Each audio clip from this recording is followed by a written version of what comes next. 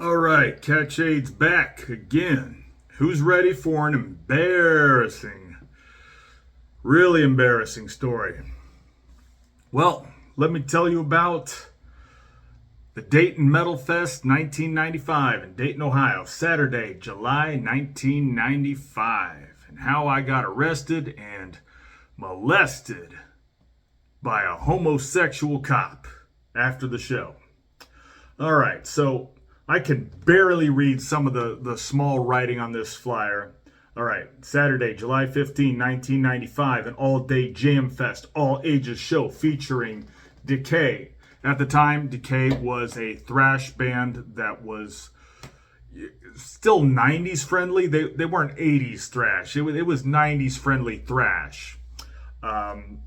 They were poised to become big, but then their drummer, Brian Harris, who's like a childhood prodigy. This guy definitely was and probably still is the best drummer, probably maybe of any genre in the Dayton area. So anyhow, he went and tried out for Machine Head and didn't make the cut. And apparently the other guys in the Decay were so mad at him that they didn't want him back because of jealousy. And they couldn't find another drummer who could hack it as good as Brian Harris, and they kind of fizzled out. So yeah, Decay had a demo called Rebirth, and it was very popular, and they were the headliners of the show. Also, the biggest names who were unknown at the time would be Internal Bleeding. Internal Bleeding, this was like a couple months before Voracious Contempt came out. So they were a buzz in the underground, and but not well known. It says barbaric, god damn, I can't even read this. Barbaric moshing death vomit from New York. So that's how they're described. Hometown metal is how Decay is described. Also, there was this hardcore band called My Own Victim, Angry Street Level Groove, and I guess they were pretty famous. They were on Century Media. Also, Dying Fetus, that was one of their first shows outside of Maryland. Dying Fetus at the time only had their two demos out. Infatuation with Malevolence had come out like maybe a year before. And Dying Fetus is described as heavy, sick chunks from Maryland. What other bands are on this bill? Chum, West Virginia's heavy emotional versatility. I don't remember seeing them or whatever. Workhorse was a hardcore band from Dayton, Ohio as well. It was pretty popular. Dayton Motorcore, yeah, I remember their set. Doom Formation, that was a Columbus area death metal band. Definition of Evil, great demo. Doom Formation is described as Columbus's Definition of Evil. Okay, yeah. Four Rose Society, Kentucky Wacky Grind. Yeah, I don't remember that.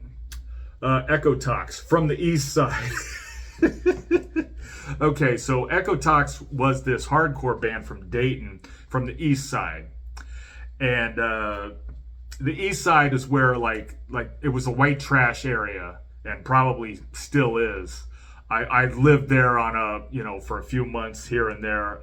Most of the time I spent living in Dayton was the area, called Walnut Hills, which was sandwiched between University of Dayton, Belmont, where mostly, fairly retirees lived, and then the East Side, which was a white trash part of town. So I kind of lived in a buffer zone. Wasn't a bad area by Dayton standards at all. Throttle, Troy Hardcore. Yeah, they were a decent hardcore band. And The Reefer Hut, Big Budded, spelled Budded, death metal. And that was one of those bands that was one of the first Ohio drum machine bands. I was working with a drum machine because of Mortician. The Reefer Hut, they used a DR660, which was the next step up from the DR550, which Mortician had used throughout their career. All right, does it have any other interesting things? Whatever. Anyhow, so I went to the show, and it's 1995. This is before cell phones, before the internet, And I only had so much cash on me. At the time, we didn't have money sending apps. I don't even think they had debit cards back then. They had credit cards, but it wasn't like you had a debit card that took money out of your checking account. So whatever cash you had on hand, you had to have on hand, and you had to go to the bank in regular business hours. You couldn't, I didn't have access to an ATM card at the time. So at the time, like I spent my money on merch at the show, and it was time to go home from the show. And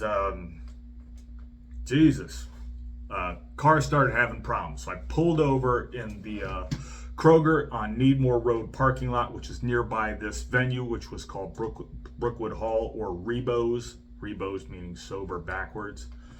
And I was totally clueless about car maintenance at the time. So I didn't know what to do, and I checked the oil. The oil was running a little bit low. I'm like, oh, maybe the car's, running low on oil. Not that I don't think that was the problem at the time. I think the problem was my air filter was black, because I'm 18 years old. My father didn't bother to say, hey, you got to check the air filter once in a while. You got to do this on your car. I was totally clueless at the time. So I went into this Kroger, and I took a bottle of motor oil, and I just stuffed it down my pants like a smooth criminal, like Michael Jackson. Now at this Kroger, they have this second floor area where security, it's like mirrored glass. So you look up there and you just see a mirror, but they can see everything in the whole store. So I stole this bottle of motor oil, which costed $1 at the time. And I walked out the store and was detained by the security officers shortly thereafter. So shortly thereafter, I was taken to the jail and booked. And I've got my hands behind my back cuffed. And so this cop, he comes up to me, and he's got this Freddie Mercury mustache, and he's like, he just, gives me this lustful look, and I'm like, oh geez, what the hell? And he comes right up to me, and in this underhanded motion, like you're pitching a softball, he goes like that, and he grabs my cock and balls. And like, I jump back, I'm like, oh, what the hell are you doing? And he goes, oh, are you hiding something down there? And I'm like, oh, Jesus Christ. So that happened during the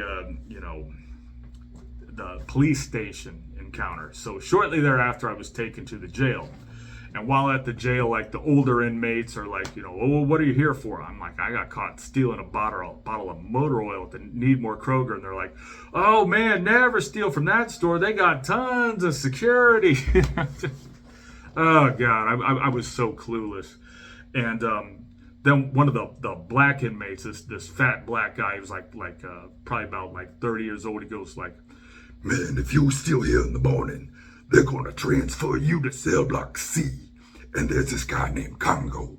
Congo, his pecker be this big around and this long, and he likes white boys like you. And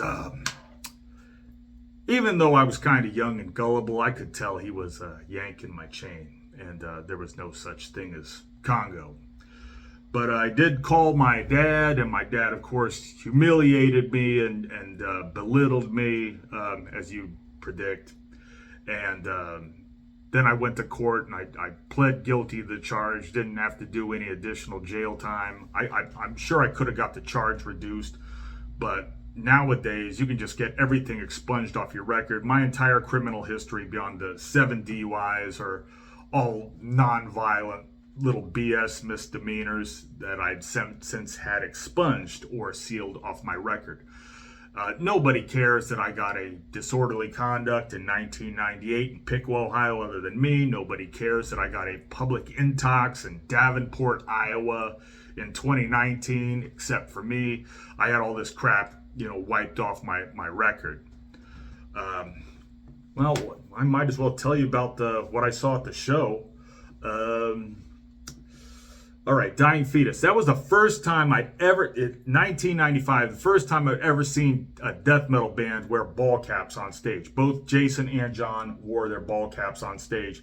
And John's vocals at the time were completely far out. And everybody's like, well, Jesus, this guy, some people are thinking like, yeah, this is pretty crazy, you know, and some people are thinking this is goofy. Sounds like a really messed up dog, you know, like a dog with a really deep voice. Internal bleeding. One thing I'll always remember about that show was like, you know, they're playing the opening song. I have no idea what the opening song was, but Frank Greeny said in unison with the guitar riff, he goes, "You motherfuckers in the back, get up front." you had to have heard it. It was just goofy as hell. Oh, God. One piece of merch I remember buying at the show was the Visceral Productions compilation #1, and that was the first time I heard Cryptopsy, the song Defenestration. That was pretty far out. That also was the first time I'd heard, a recording of Dying Fetus. They had Eviscerated Offspring on that. They had a whole bunch of Ohio bands on it as well, like Hemdale, of course, the song Bathing in Mucus and Bile. Other Cleveland area bands like Sodomized, Odious Sanction, Escalation Anger. Oh, yeah. So anyhow, don't get arrested because, well, nowadays there's dash cam or body cams and stuff. So cops are a little bit nicer than what they used to be. Then again, cops aren't messing around with me for no reason whatsoever anymore now that I am sober. All right, give your thoughts. Tell me what you think about all this crap. And don't forget to look at my wish list. There's so many things on my wish list. Look at the About Me section. Check it out.